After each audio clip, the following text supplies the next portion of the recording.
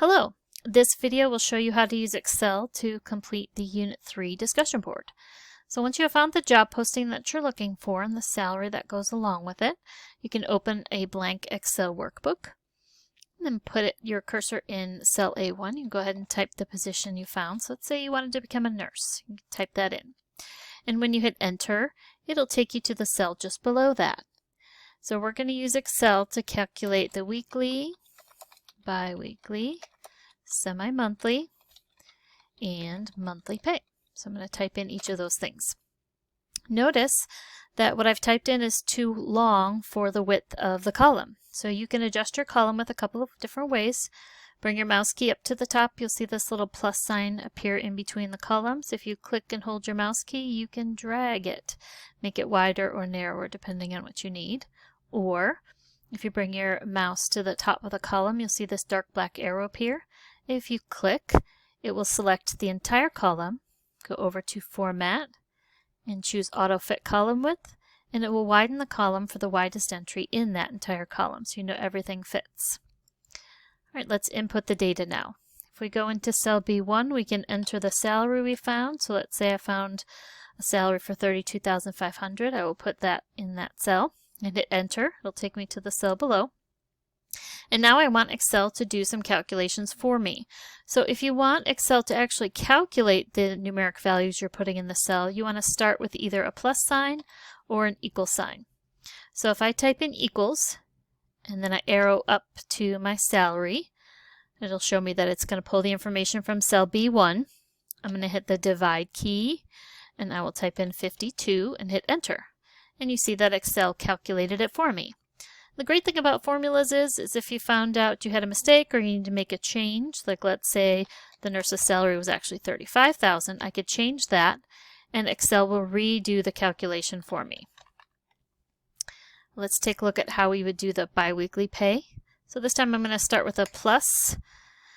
Again, that tells Excel to do a calculation. I'm going to use my mouse key to click on cell B1 and then I will hit divide. And we will type in 26 and hit enter, and it will calculate it for me. For the semi-monthly pay, I'll start with an equal sign. I can also actually type B and 1, and notice that it highlighted that cell in blue for me to tell me where it's pulling the data from. And I will do divide and 24 and hit enter. And then for the monthly pay, let's start with a plus sign.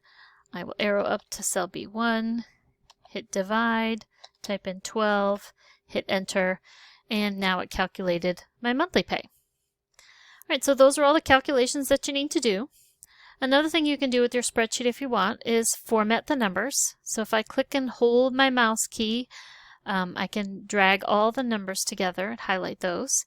And over here are some formatting options for your numbers. So since this is money, click this drop-down menu and choose currency.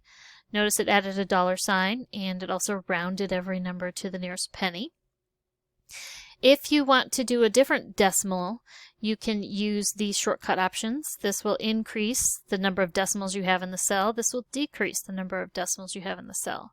So if I wanted it to round to the nearest dollar, I could click on decrease decimal twice and it'll get rid of all the cents for me.